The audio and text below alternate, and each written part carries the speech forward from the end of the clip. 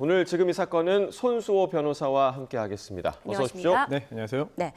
자, 일명 압구정 롤스로이스 사건에 대한 대법원 판결이 오늘 나왔는데요. 먼저 네. 사건 당시 상황부터 좀 짚어주시죠. 네, 작년 8월에 벌어진 일입니다. 8월 2일 오후 8시경에 이제 약물에 취해서 정상적으로 운전할 수 없는 상태인 20대 운전자 신모 씨가 압구정역 인근의 도로에서 이제 고급 차량이죠. 롤스로이스 차량을 운전하다가 인도로 돌진했습니다.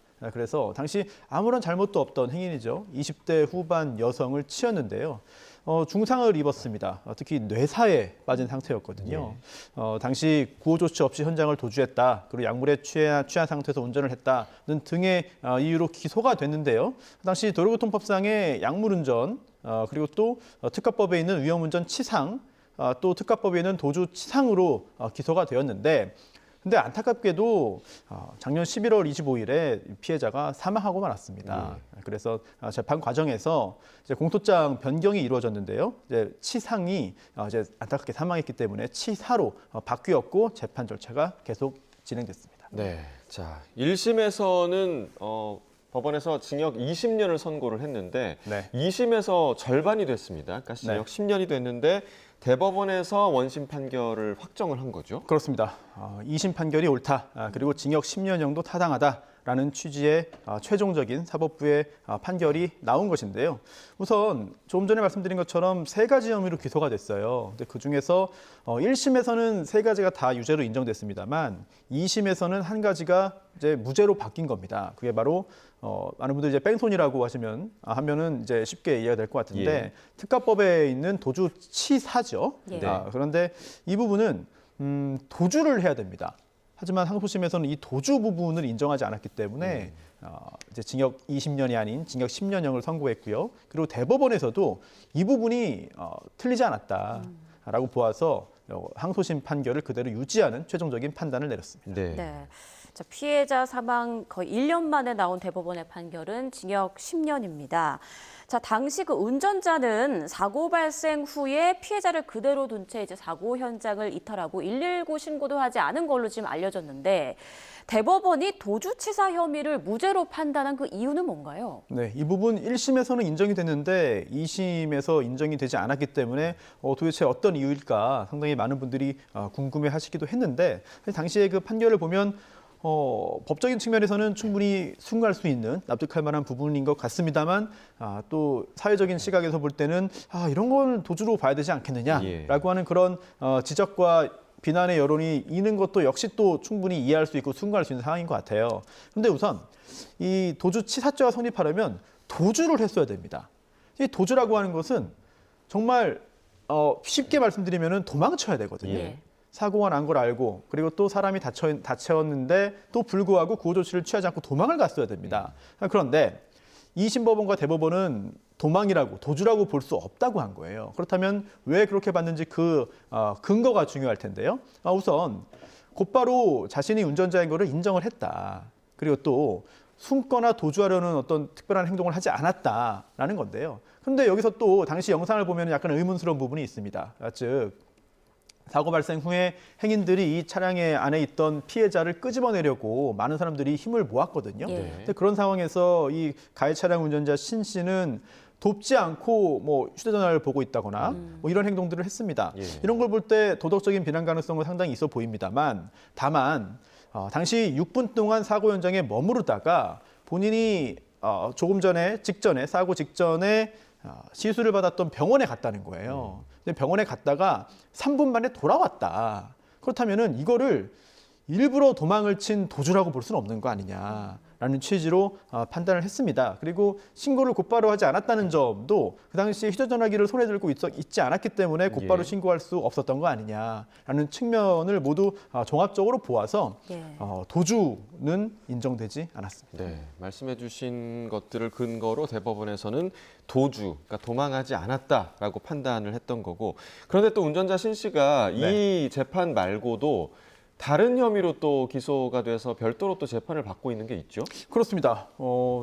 이 사건도 그렇습니다만 사실 향정시성의약품을 상습적으로 투약받았습니다. 특히 지금 1심 재판이 이미 선고가 됐거든요. 그래서 1심 재판을 받은 다음에 지금 현재 항소심 재판이 지금 이어지고 있습니다. 1심에서 징역 2년형이 나왔고요. 그런데 기소된 내용만 보더라도 이제 57회에 걸쳐서 14개의 병원을 다니면서 프로포폴 등의 약물을 맞았습니다. 예. 이게 2022년 6월부터 2023년 8월까지, 사고 직전까지 1년 2개월 동안에 있었던 일이거든요. 예. 그렇다면 그동안 이런 상황에서 계속해서 운전을 했을 것으로 강하게 짐작이 되는데 이런 끔찍한 일이 사실은 예고된 거 아니었느냐라는 그런 생각이 들고요. 그리고 또 병원과 의사들도 상당히 큰 문제입니다. 문제인 걸 넘어서 범죄를 저지른 것이고 예. 또한 이 건으로 인해서 처벌받은 그런 의료인도 있거든요. 예. 이런 것들 이런 일이 다시는 벌어지지 않도록 철저하게 관리를 해야 되겠고,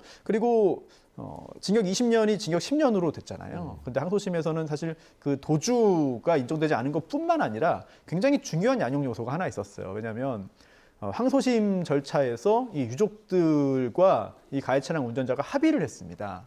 이런 부분까지 종합적으로 고려된 형량이기 때문에 이런 잘못을 많이 한 사람을 왜 이렇게 봐줬느냐라는 식의 그런 해석은 다소 과한 해석일 수도 있다는 생각이 듭니다. 네, 준비된 영상부터 보고 오겠습니다.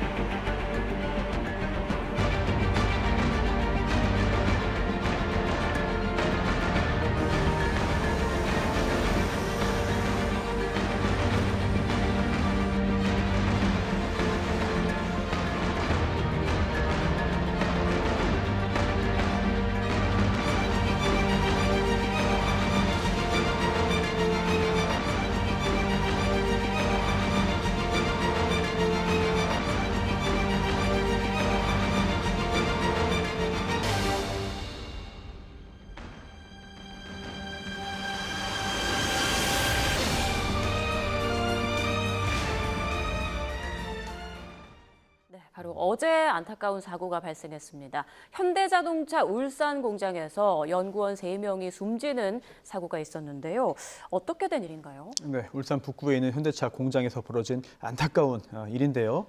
오후 12시 50분경에 당시 그 차량을 시험하는 공간이 있습니다. 잠시 후에 자세히 좀 말씀드리겠는데 여기에서 일을 하던 연구원 3명이 있었는데요.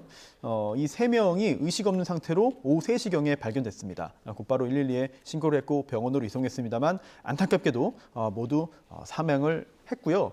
당시 이 공간은 이제 차량을 이제 만들어서 이제 판매하기 위해서는 여러 가지 그 테스트를 해야 되지 않습니까? 예. 그 중에서도 여러 다양한 기후 조건이나 주행 환경을 설정을 해놓고 그런 상황에서 차량의 성능이 어떻게 되는지 또한 내구성이 어떠한지 등을 실험하는 그런 밀폐된 실험실이라고 하는데요. 예. 이곳에서 연구를 하던 3명의 연구원이 안타깝게 세상을 떠나게 됐습니다. 자, 지금 방금 언급해 주신 그 밀폐된 공간, 그러니까 뭐 차량의 성능 또 내구성을 극한 환경에서 테스트하기 위한 그런 공간이라고 전해지고 있는데, 그러면 그런 공간이라면 그만큼 철저하게 좀 안전 관리가 되었어야 되는 거 아닌가요?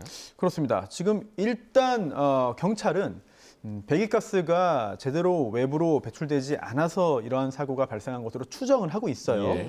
그리고 이제 현장에서는 또 회사 측에서는 이 공간을 굉장히 자주 사용한다는 거예요. 예. 그래서 아주 특이한 어떤 연구 활동이나 점검 활동을 한 것이 아닌데도 불구하고 갑자기 이런 일이 생겼기 때문에 굉장히 당혹스러워하고 있다고 하고요. 또 이 차량 성능과 내구성을 테스트하기 위해서는 계속해서 차량을 또 가동해야 되기 때문에 예. 배출가스는 이제 배기가스는 계속 나오는 상황인데 제대로 배출이 안 됐다면은 과연 그 이유가 무엇인가, 그리고 또 그에 대해서 누군가 법적으로 책임을 질 소지가 있지 않은가 등등까지도 자세히 따져봐야 되는 그런 상황으로 보입니다. 예. 고용노동부는 이번 사건이 중대재해처벌법 위반에 해당하는지 살펴본다는 계획인데 이 부분은 좀 어떻게 예상하세요? 네, 최근에 이제 산업계에서도 굉장히 중요한 문제죠. 물론 이러한 법을 만들어서 강하게 처벌할 필요 없이 이제 산업계의 어떤 안전이 보장이 되면 좋겠습니다만 그동안 그렇지 못했기 때문에 반성이 있었고 또한 중대재해처벌법이 만들어져서 굉장히 강하게 적용이 되는 상황입니다. 그래서 이 사건 역시 중대재해처벌법 위반으로 인정이 되어서 형사처벌까지 연결될 가능성을 배제할 수는 없어요. 예.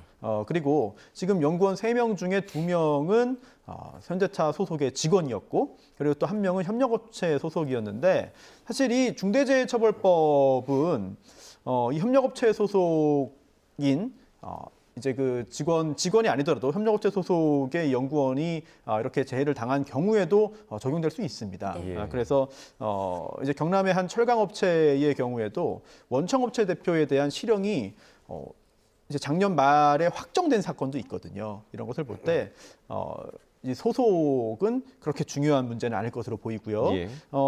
다만 이 중대재해처벌법이라고 하는 것은 산업재해가 발생했다고 해서 무조건 다 적용되는 것은 아닙니다.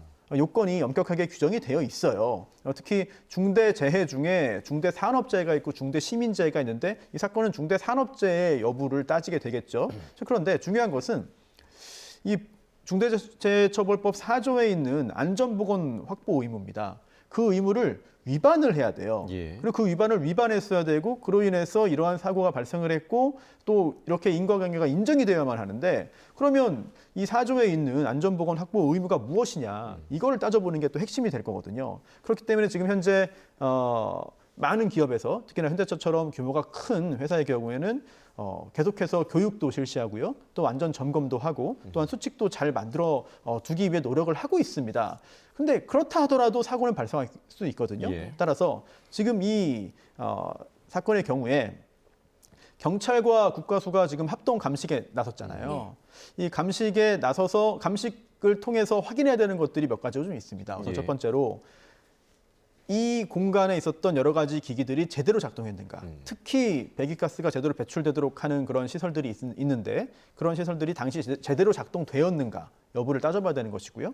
만약 그렇지 않다면 기계 결함인가 또는 정비 불량인가 또는 불가항력인가를 따져봐야 될 것입니다. 그리고 또 이러한 공간의 위험성은 모두가 알고 있을 거예요. 따라서 안전 수칙과 내부 규정들이 있습니다. 이런 규정들이 제대로 만들어져 있는지 정확하게 준수되었는지 이런 위험한 환경에 노출된 직원들에게 제대로 전달되었는지 또는 벽에 잘 표시가 되어 있었는지 등등등까지 종합적으로 봐야 됩니다. 예. 이런 절차들, 확인 절차들이 이루어질 것으로 보이고요. 그리고 이렇게 확인을 해야 그 후에 이제 비로소 중대재해처벌법 위반 여부를 따질 수가 있는 것이지 사고가 안타깝지만 사고가 발생했다고 해서 무조건 다 처벌 대상이라고 볼 수는 없는 것이거든요. 예. 그리고 또 하나 중요한 것은 사인을 밝혀내는 것입니다. 즉 조금 전에 말씀드린 이런 감식을 통해서 밝혀내야 되는 것들은 배기가스가 제대로 배출되지 않아서 질식해서 세상을 떠났을 것이다라는 그런 추정에 근거한 것이거든요. 따라서 그에 앞서서 부검 등을 통해서 구체적인 사인이 무엇인지를 밝혀낸 다음에 후속 절차도 차례대로 이어질 것으로 보입니다. 네, 만약에 조사 결과 중대재해처벌법에 해당하지 않는다라고 한다면 뭐 업무상 과실치사라든가 그런 혐의를 적용할 수 있는 겁니까? 뭐 물론 가능성은 있죠. 다만 개개의 어떤 처벌 규정들 모두 다 나름의 이제 구성 요건들도 있고 또한 처벌에 이르기 위한 요건들이 다 만들어져 있기 때문에 예. 그러한 요건을 충족하는지 여부를 잘 따져봐야 될 것이고요. 또한 우리 사회가 이러한 산업 현장에서의 재해에 대해서 경각심을 가지고 그리고 조금 더 강력한 조치를 취하고 또한 안타까운 일을 당한 이런 근로자 네. 또는 또 유족들에 대해서 보다 더 적극적인 자세를 취하는 그런 모습을 보이고 있습니다. 예. 그런데 그런 부분들이 이제 민사적일 수도 있고요. 또한 또 형사적일 수도 있기 때문에 구체적으로 어떤 일이 있었는지 감식과 부검 또 현장 조사 등을 통해서 확인한 후에 법적인 조치도 이어질 것으로 예상됩니다. 네. 네, 비슷한 사고가 또 발생하지 않도록 정확한 사고 원인 규명과 또 방제 대책 마련이 필요할 것 같습니다. 자, 저희가 준비한 다음 주제로 넘어가 보겠습니다. 먼저 영상 보고 이야기 나눠보겠습니다.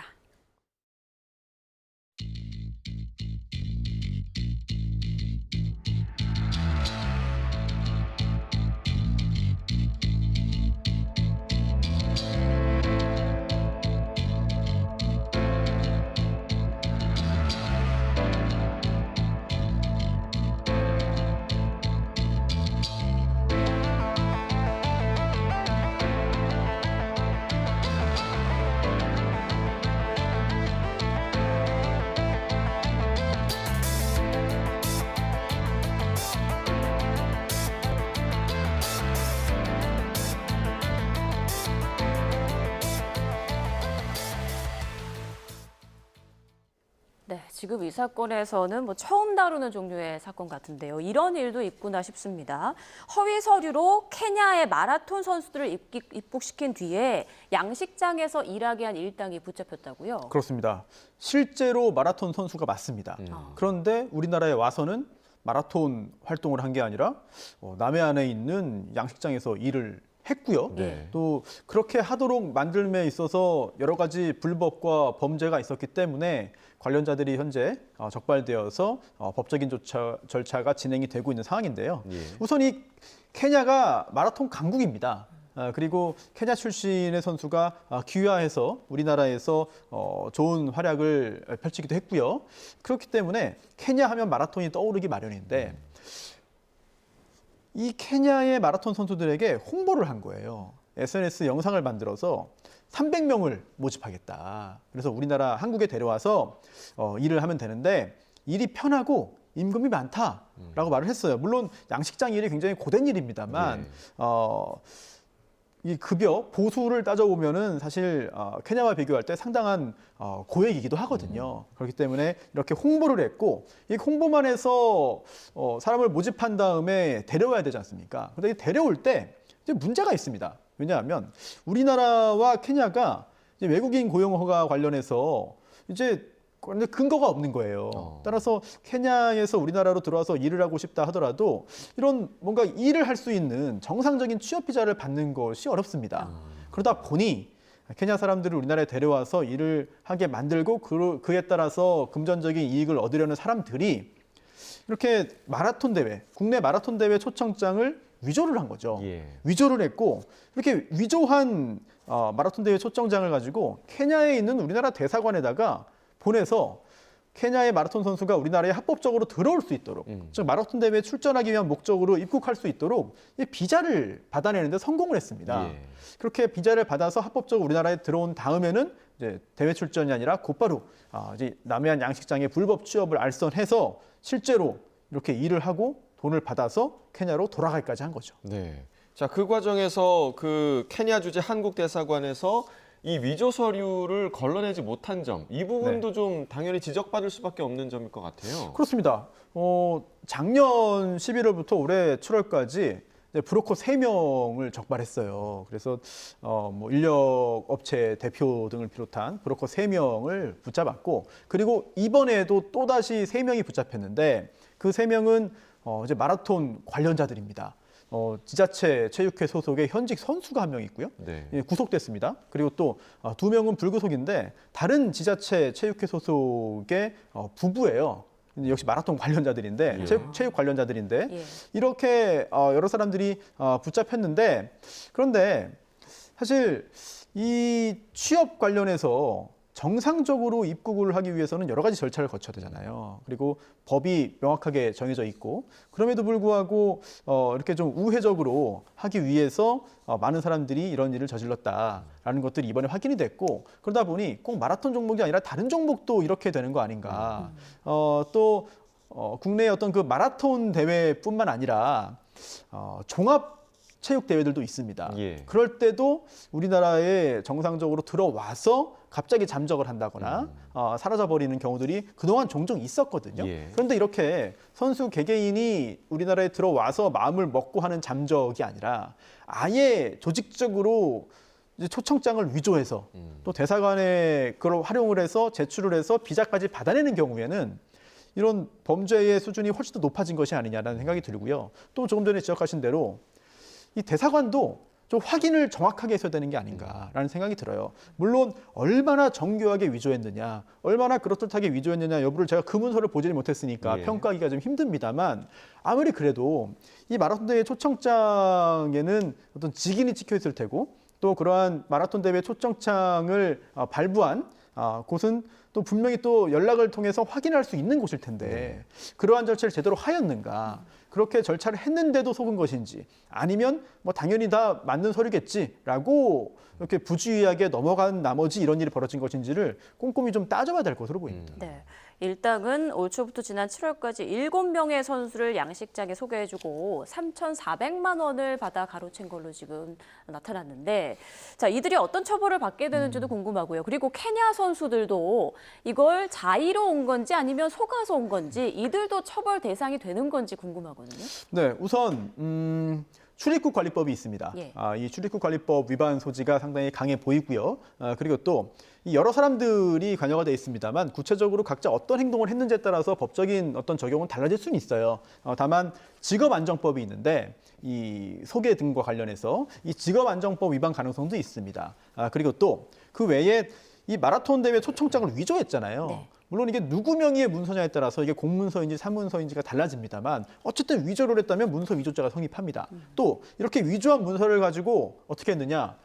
케냐에 있는 한국 대사관에 이제 보낸 거예요. 그래서 케냐 대사관 직원들을 속여서 이제 그 착오에 기반한 비자를 발급받았거든요. 예. 이거는 속임수잖아요. 위계에 의한 공무집행 방해죄가 됩니다. 이런 여러 가지 이런 좀 법 저촉 행위들을 한 것으로 보이고요. 그리고 또 케냐 선수 역시 좀 나눠서 봐야 돼요. 왜냐하면 처음부터 아예 이러한 불법적인 행위를 한다는 것을 알면서 마라톤 대회에 출전하지 않지만 뭐 이렇게 초청장 받아준다고 하니까 좀 그렇게라도 해주시면 가겠습니다라고 해서 온 것인지, 아니면 정말 마라톤 대회에 간다고 생각하고 왔는데 와서 보니 이렇게 돼서 뭐 마지못해 이렇게 한 것인지, 네. 또는 그 중간 단계인지 지금 현재로서는 아마도 처음부터 다 알고 왔을 것으로 보입니다만 네. 그런 구체적인 정황에 따라 가지고 평가가 나뉠 수 있겠고, 그리고 이 케냐에서 들어온 7명의 선수 중에 6명은 이미 돈 받고 케냐로 돌아갔습니다. 그렇기 때문에 우리나라 법을 적용해서 우리나라에서 다시 우리나라에 데려와서 처벌하는 것은 사실상 불가능에 가까운 상황으로 보이고요. 다만 한 명은 지금 잠적 상태라고 하거든요. 근데 이 잠적 상태라고 하는 것이 이들 소개해준 사람과 또 남해안 양식업체로부터 벗어나서 아예 또 다른 곳에서 본인만의 경제활동을 하고 있는 것이냐, 아니면 뭔가 신분 어디 있는지 확인이 되지 않을 정도로 뭔가 안 좋은 일을 당한 것이냐, 또는 어딘가로 또 몰래 또 빠져나간 것이냐, 정확히 알 수가 없잖아요. 예. 네. 어디에서 무슨 일을 하고 있는지를 빨리 확인을 해야 조금이라도 좀 불안감이 좀 해소되지 않을까 싶습니다. 자, 아마 이제 외국인 선수들을 초청하는 주체가 여러 뭐 체육단체들일 텐데 네. 이번 사건을 계기로 이런 체육단체의 초청에 대해서 조금 더 좀 철저한 관리가 필요하겠다, 좀 이런 생각이 들거든요. 그렇습니다. 지금 말씀하신 부분은 실제로 어떤 대회를 여는 네. 그런 그 주최 측의 경우에는 어떤 선수가 들어오는지를 잘 따져야 되는데, 사실 그게 그런 경우에는 외국 단체 그리고 외국인에 대한 어떤 검증이 필요한 것이기 때문에 어느 정도는 좀 공백이 생길 수밖에 없습니다. 예. 만약에 우리 한국에 들어와서 곧바로 잠적해야지라는 마음을 먹고 들어오는 선수들이 그동안 꽤 많았거든요. 그런 경우에 사실 사전에 걸러내는 것은 쉽지 않다. 근데 다만 이 사건은 실제로 그 대회에 출전하기 위한 것들이 아니었어요. 아예 그냥 명분이었고 허위로 초청장을 만들어낸 것이기 때문에 각국에 세계 각국에 있는 우리나라 대사관에서 이러한 초청장을 한국에서 받았을 때 정말 그런 초청장이 존재하는 것인지, 그리고 또 그런 초청장을 받은 외국인이 이 케냐 대사관에 제출했을 때도 도대체 이게 정말 존재하는 대회인지 실제로 발급받은 초청장인지 등등을 정확하게 확인을 해야 된다. 예. 이런 부분들을 꼭 말씀드리겠습니다. 네, 알겠습니다. 자, 다음 저희가 준비한 마지막 주제로 넘어가 보겠습니다. 준비된 영상부터 보고 오시죠.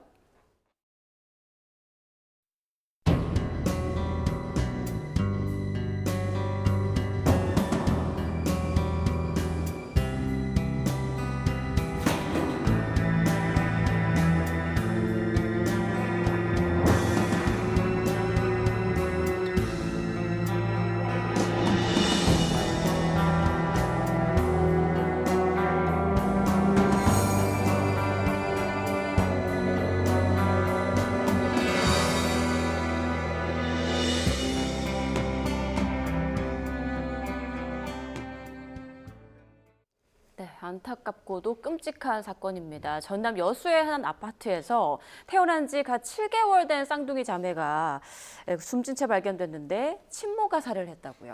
그렇습니다. 대단히 안타까운 일이죠. 예. 친모가 이제 40대입니다. 40대 친모인데 이 쌍둥이를 낳았어요. 근데 생후 7개월이잖아요. 임신 6개월 만에 이제 조산 상태로 이제 태어났습니다. 조산을 한 거죠. 그리고 당시 몸무게가 1kg도 안 되는 상태였거든요. 그러다 보니 아이가 건강하지 못하다. 이런 부분에 대한 여러 가지 자책 등을 그동안 해온 상태였고요.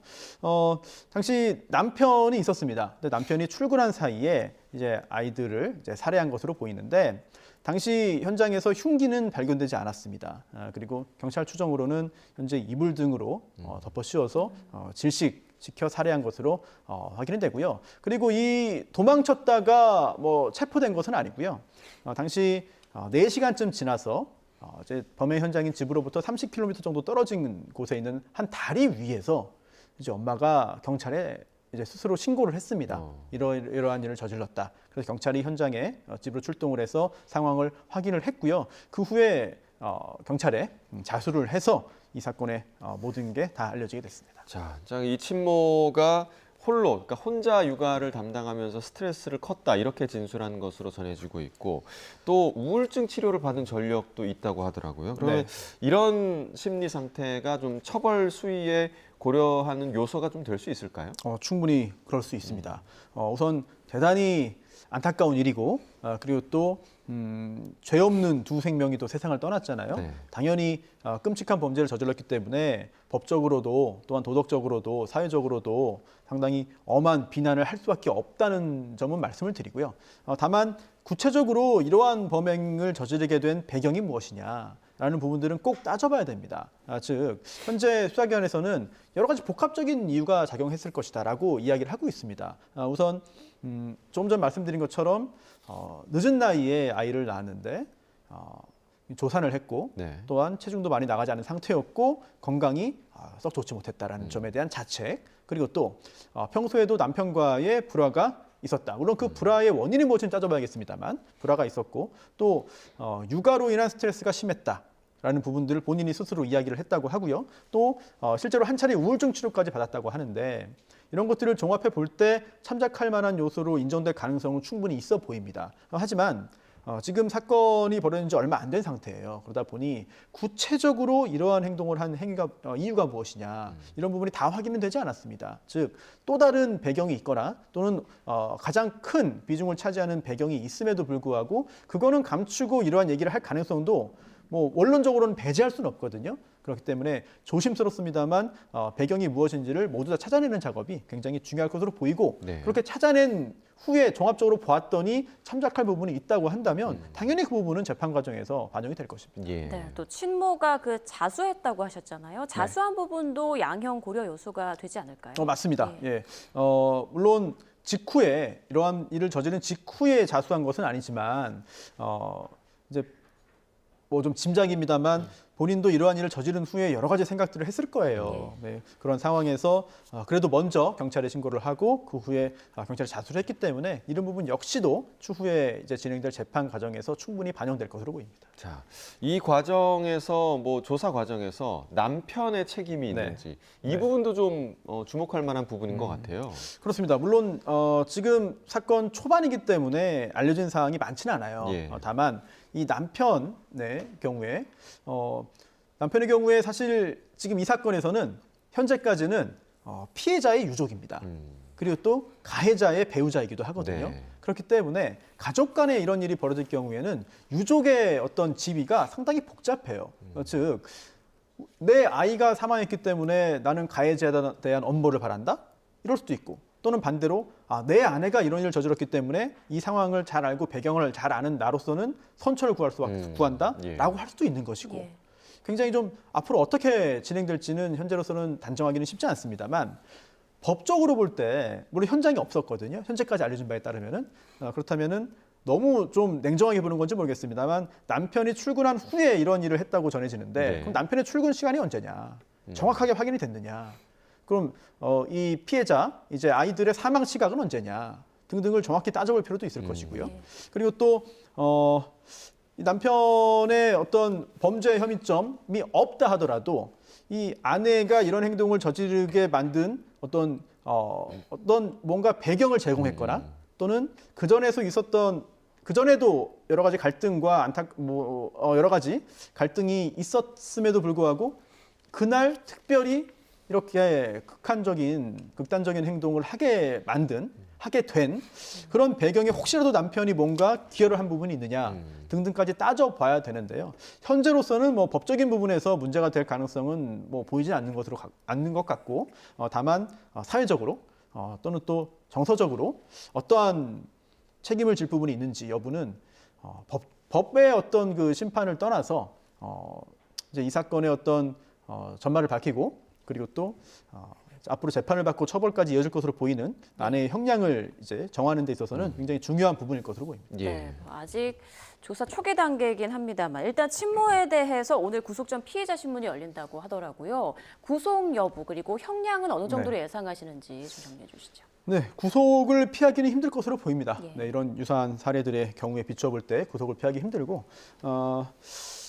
다만 또 형량도 뭐 숫자로 현재 지금 상황에서 말씀드리기는 좀 너무 이른 것 같은 생각이 들어요. 그리고 또 하나 상당히 좀 예외적인 경우긴 합니다만 자녀를 살해했음에도 불구하고 실제로 감옥에 가지 않는 경우도 있습니다. 즉 이제 여러 가지 사유로 인한 감경이 이루어지면서 징역 3년에 집행유예 5년이 나온다든지 이렇게 해서 실제로 교도소에서 복역을 하지 않는 경우도 있기 때문에 이 사건의 경우에도 과연 이 범죄의 배경이 무엇이냐, 이런 행위를 하게 만든 이유가 무엇이냐, 행위 당시에 어떤 정신적인 상태였느냐 등등을 종합적으로 보아야만 합당한 형량이 나올 것으로 보입니다. 네, 알겠습니다. 지금까지 손수호 변호사와 함께 주요 사건 사고 짚어봤습니다. 고맙습니다. 고맙습니다.